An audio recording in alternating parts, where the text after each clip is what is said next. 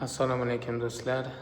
Yana bir qiziq holat bo'yicha sizlarga ma'lumot bermoqchiman. Demak, gipofiz adenomalarida agar adenoma gipofizni yon bo'lagidan o'sib, yon tomonga, ya'ni kavernos sinusga va ichki uyqu arteriyasini o'rab o'sgan holatlarda taktika qanaqa bo'ladi? Davolash standartlariga ko'ra nima qilinadi? Barchamizga ma'lumki, biz MRTda ko'rgan tasvir yoki intraoperatsionni ko'rgan qanaqadir adenoma yoki o'simtani shug'ullanishni birinchi prioritetga qo'ymaymiz. Ya'ni shifokorning asosiy maqsadi bu har bir bemorga individual yondashish. Bu nima degani? Agar kavernozni sinusga o'sgan adenoma gipofiz bo'ladigan bo'lsa va bemorning yoshi, hayot tarzi, boshqa qo'shimcha kasalliklarini ham hisobga olgan holda biz albatta ma'lum bir taktika ishlab chiqamiz. Bugungi bemorimizda ham mana shu holat kuzatilyapti va biz shu haqda siz bilan suhbatlashmoqchimiz. Demak, gipofiz adenomalarini kavernozni sinusga o'sgan qismi mana bu tasvirda biz ko'rib turibmiz. Mana bu sariq belgimiz asosan bu ko'z nervi hisoblanadi ikki tomondan. Mana bu ichki uyqu arteriyasi. Mana bu koreshneviy rangga bo'yalgan qism bu gipofiz bezi hisoblanadi va mana bu ko'kich qo'ng'ir qismdagi o'simta bu gipofiz adenomasi hisoblanadi.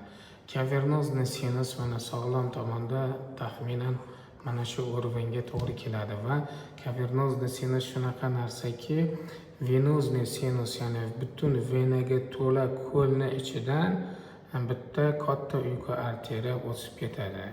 Mana o'tib ketadi. Masalan, qo'pol qilib aytadigan bo'lsak, judayam bir ko'l, mahsuldor ko'lni ichida bitta katta anakonda o'tib ketyapti. Bu nima degani? Ko'l ham bizga kerak, anakonda ham bizga kerak. Bu yerda anakondamiz uyqu arteriyasi hisoblanadi. Adenoma gipofiz agar kavernozni sinusga o'tganda buni ichini ochib adenomani olish ba'zan klinicheskiy jihatdan judayam xavfli va fatalniy ishlot bilan tugashi mumkin.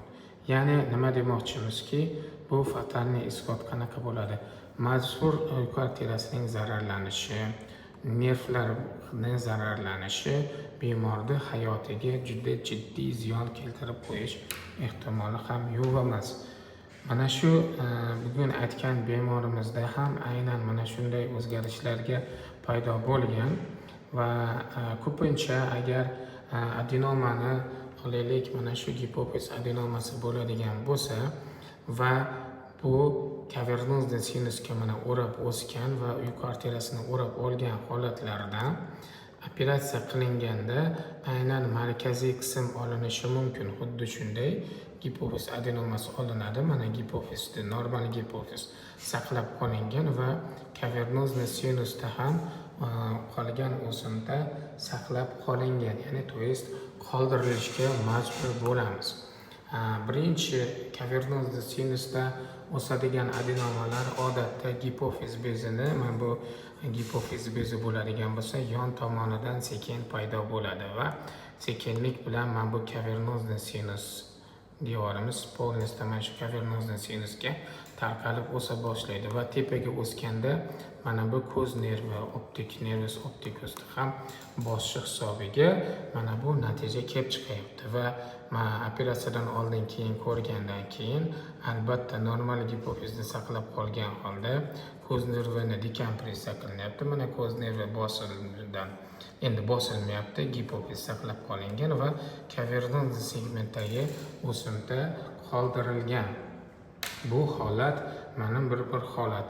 Ayrim vaqtlarda gipofiz adenomasida mana bunday kavernoz sinus adenoma paydo bo'ladi-da, ko'z nervini bosmaydi. Asosan gipofiz tomonidan juda ham kam miqdorda bo'ladi va asosiy massasi kavernozni sinusga qarab tarqaladi va bemordagi mana bu ko'zni harakatlantiruvchi nervlarni bosishi hisobiga bemorda ko'zni harakatlantiruvchi nervlar parizi rivojlanadi va bunday bemorlar ko'zi umuman harakatlanishdan qiynalib, qovoqlari pastga tushib, ko'zi yumilib qolishi va albatta ko'z qizarib ketishi, ko'z sohasida, bosh sohasida kuchli og'riqlar bilan namoyon bo'ladi.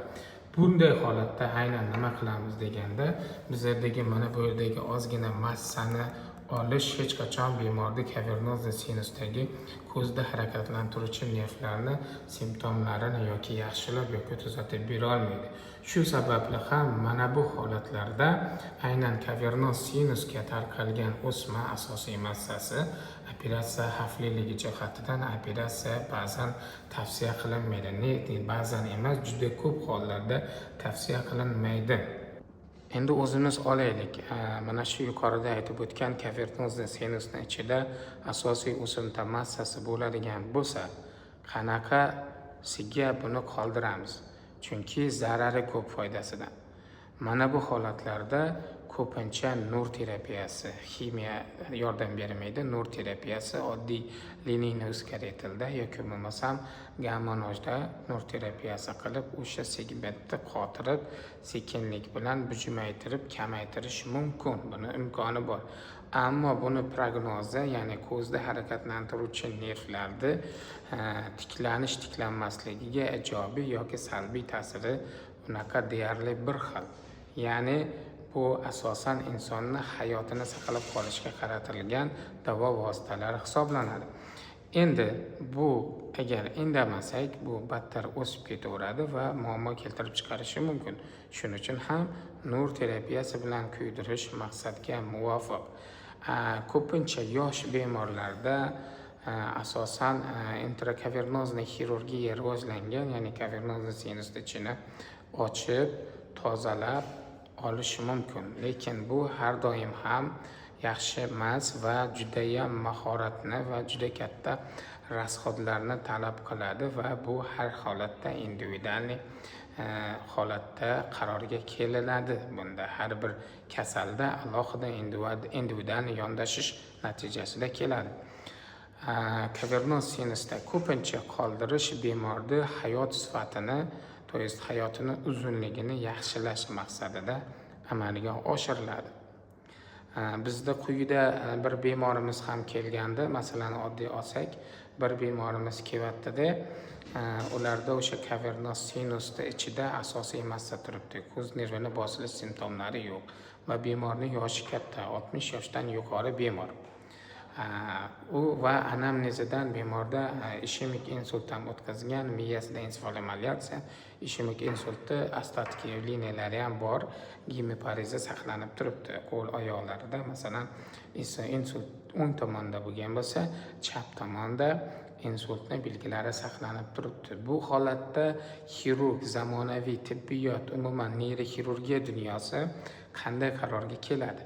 Endi o'ylang, 60 yoshli insonga kavernoz sinusni ichidagi o'simtani olib tashlash qanchalik nafli? Biz fikrlaymiz. Bu meni shaxsiy fikrim va meni shaxsiy fikrim o'zaro o'zim o'ylab topmaganman va xalqaro tajribalarni o'rgangan holda klinik protokollar, ilmiy maqolalar, kitoblarni o'rganib, o'qib, tahlil qilib chiqish natijasida keladigan fikrlar asosan. Bu holatda bemorning o'zi shundoq ham boshida muammosi bor. Yana bunga qo'shimcha muammo sizdat qilib hayotini xavf ostida qoldirgandan ko'ra, albatta bu bemorda men gamma-nojni tavsiya qildim yoki liniyni o'zgartirishda obishniy nur terapiyasi. Bemorda imkoniyati bor ekan, gamma-nojga bormoqchi. Masalan, Moskva shahrida o'zini qarindoshlari, ukasi ishlar ekan va o'sha orqali gamma-nojga borib, gamma-noj qildirmoqchi. Bu nima uchun foydali? Kavernoz sinusni ichini ochgandan keyin operatsiya davomida juda massivli qon ketishi bo'ladi. Hamma ham to'xtata olmaydi. Lekin maxsus trombin, fluosil kleylar bilan kavernoz sinus ichida iskosoniy tromboz chaqirib, adenomani olib tashlab, trombozni yuvib, yana rekonstruksiya qilib chiqishi mumkin. Lekin bu yerda uyqu arteriyasining zararlanishi va bemorning hayoti xavf ostida qolib ketishi judayam yuqori.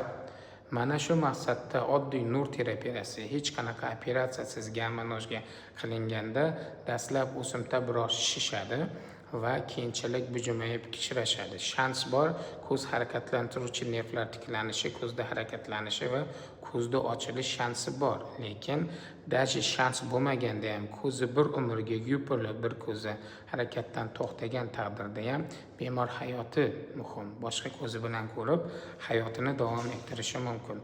Aynan mana shu bemorda bu qarorga kelishimizga yana bir sabab nimaki? Bunda gormonal neaktivniy gipofiz adenomasi, ya'ni gormonal buzilishlar u yaqqol namoyon bo'lmagan. Bu holatda Dastenex yoki qanaqadir dori-darmonlar bilan davolash effektdan bermaydi. Shuning uchun gormonal terapiya qiladi. Yana bir bemorimiz bizlarda Farg'ona viloyatidan kelganda, unda ham xuddi kavernous sinusda invaziya bor va ko'zi yumilib qolgan edi. Lekin gormonal tekshirganimizda bularda prolaktin miqdori juda baland bo'lgan edi. Shuning uchun bizlar u nur terapiya operatsiya taklif qildik ko'z nervini bosgani uchun, lekin operatsiyaga rozi bo'lmadi, yoshi katta, ko'tara olmaydi deb o'zlari qo'rqishdi va majbur bo'ldik dori-darmon bilan davolashga va o'sha dopamin agonistlari kabirgalin yoki Dostenex bilan biz davoladik va bemorimizda ko'zi ochildi, ko'zi harakatlana boshladi va ko'zning o'tkirligi ham yaxshilandi. Ya'ni kabirgalin Dostenex ta'sirida boyagi katta adenoma kichraydi, kavernozli sinusdagi ichida ham bujimayib eriy boshladi. Natijada shunaqa natijaga erishdik u bemorda. Lekin bu mazkur hozir aytgan bemorimizda gormonal neaktivniy bo'lgani uchun bu yerda gormonlar deyarli yordam bermaydi. Shu sababli nur terapiyasi maqsadga muvofiq. Agar mana shu videoda sizga qanaqadir tushunmovchiliklar bo'ladigan bo'lsa, albatta pastda kommentariyalarda o'zingizning savollaringizni qoldirsangiz, shu savollar asnosida kelasi videolarni ham tayyorlaymiz.